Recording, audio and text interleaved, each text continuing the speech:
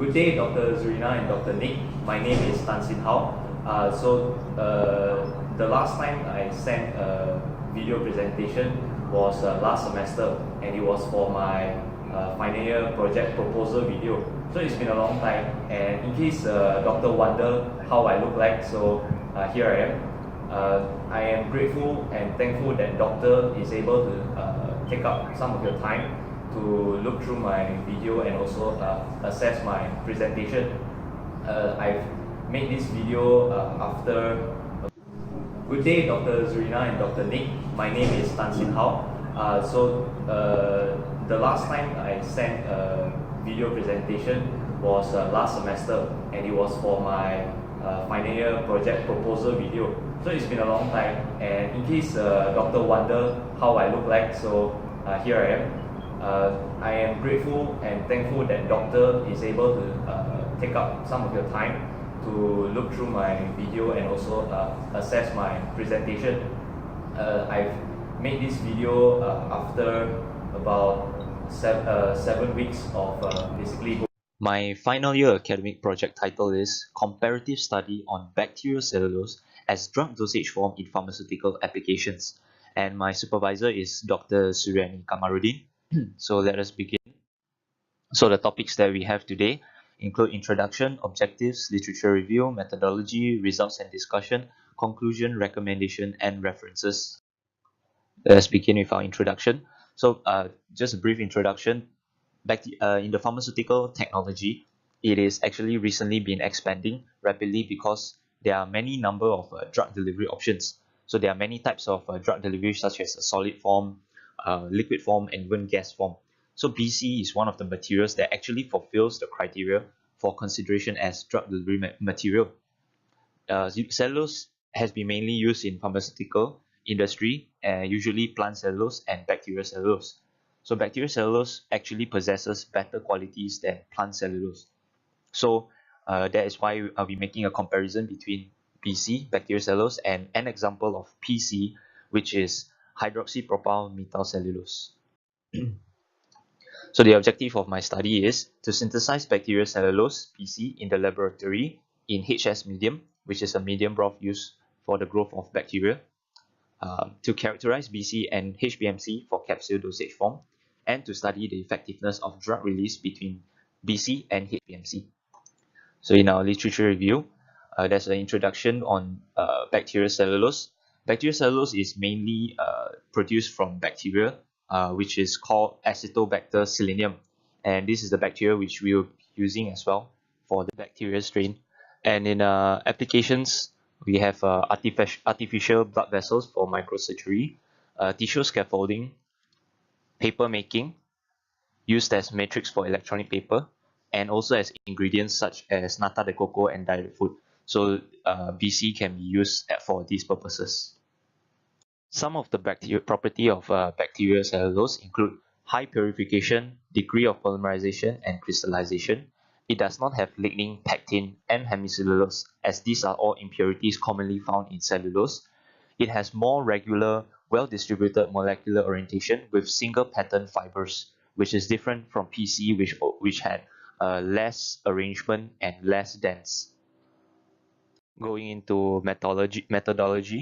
So these are the materials used.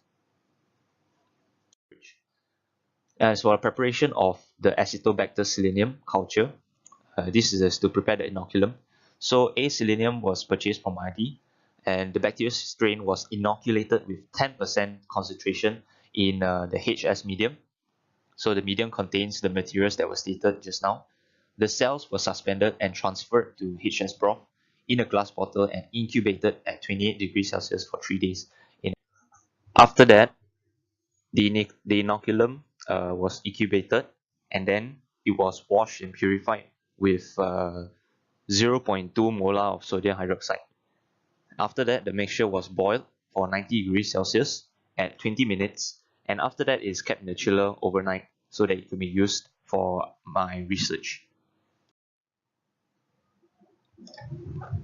So this is the picture of bacterial cellulose. You can see the whitish layer is bacterial cellulose, and then this is 3 days. This is before drying, and this will be after being oven dried. So this is a video of me washing the bacterial cellulose. It is basically to get rid of the remaining bacteria that could be attached. And after that, it will be washed with sodium hydroxide and then placed into a chiller afterwards. So one of the 4 analysis tests that we will perform on bacterial cellulose and HPMC to compare both of them is solubility tests under different pH level. So first, BC and HPMC will be cut to equal lengths, which is 2 cm times 2 cm, and then it will be placed in a hydrochloric acid solution preheated to 37 degrees Celsius with a hot plate and also a magnetic stirrer to simulate the peristalsis movement in the stomach and also to simulate the temperature in the stomach. HCl is chosen to simulate the condition, the acidic condition in the stomach. Then afterwards is observed until it is fully dissolved, and the time taken for it to dissolve is recorded. And then this whole process is repeated with distilled water at pH 7 and sodium hydroxide with 5% urea at pH 8.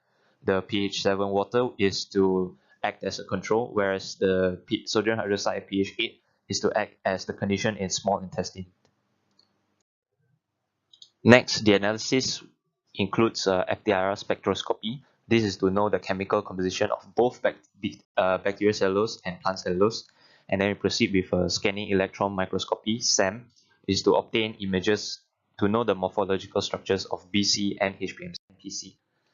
And lastly, we'll be using differential scanning calorimetry, DSC, is to we will be getting the glass transition temperature, crystallinity, and melting temperature. So let's go to our results discussion. So first, solubility test. So as you can see, for bacterial cellulose, it is insoluble in pH 2 and pH 7, whereas it takes 38 minutes to dissolve in pH 8, which is alkaline. So it is insoluble in acid and neutral, whereas HPMC is soluble in all, but it takes the longest time in the neutral, whereas it takes shortest time in acid, and in the middle would be alkaline. So since both BC and HPMC takes more than 30 minutes to dissolve, they are suitable materials to manufacture delayed release capsules. So what are delayed release capsules? Basically, these capsules take a longer time to actually release the drugs into the system. Perhaps this is for the intended use of certain kind of drugs. The BC capsules will not dissolve in stomach because it is insoluble in acid, but it will dissolve in small intestines because the intestines are alkaline, whereas HPMC capsules will dissolve in the stomach and then slowly on pass to the small intestines to fully dissolve. Since BC is not soluble in water, it will have a longer shelf life compared to HPMC because of the moisture in surroundings will not affect it. This is for the SEM results. So as you can see, this is for BC and this for HPMC. The BC here, you can see all the lines. Those are actually fibers, the microfibers, and there are also pores around it. So this is the intended, the image that we were expecting to see. Whereas for HPMC, it is slightly different because these are all clumpings or agglutination that occur during the process of HPMC. So it is not as efficient as we think it is. There is a risk of being agglutination. So from the results, BC is porous and has extensive network of fibrils, which prove that BC is more biocompatible because of flexibility and porosity. The microfibril network of BC shows that it has high water holding capacity and high degree of polymerization. Not only that, high degree of roughness can enable dissociation of drug molecules. Now this is important because BC actually has rougher surface because of the microfibrils, so it actually dissociates drugs better than HPMC. However, surface roughness may result in discomfort for consumers when they swallow the capsule BC. For Fourier transform infrared FTIR analysis result, okay, these are the graph that we get. So if you can see the graphs, they are actually quite similar, probably because due to both of them having cellulose-based materials. Okay, if you look at the table, they have almost similar functional groups and bonds as well, with HPMC having a little bit extra. Probably perhaps it is not pure, whereas BC is pure. So if we move on to our discussion, okay, the results show that both HPMC and BC are quite similar. Okay, however, the wavelength of BC is higher than that of HPMC because they have stronger bonds, so the chemical degradation does not take place easily in BC as compared to HPMC, sorry. And as for lastly, DSC, differential scanning calorimetry. Okay, we can see there's a big difference here. All right. Okay, for HPMC, they have slightly higher melting point or glass transition temperature, whereas for BC, they have lower melting point and glass transition temperature. For crystallinity of HPMC, it is at 70.5 degrees Celsius, which is higher than BC. So HPMC will be able to last longer at high temperature conditions compared to BC. Then the glass transition temperature, TG, is also higher, so more energy is required to alter the phase and crystalline structure of HPMC capsule.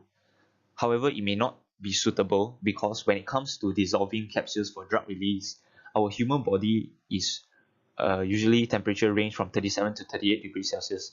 So it will take a longer time for HPMC capsules to dissolve and release the drugs in a human body.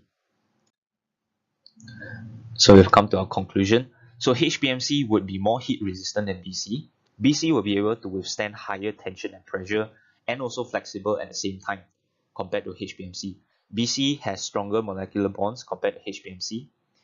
And lastly, HPMC is suitable to be manufactured or used in warm and dry climate countries, and also as slow release capsule, which will release drugs at slow and constant rate, whereas BC is suitable in cool and humid countries, and as delayed release capsule, which will release the drugs at a later stage in the small intestine.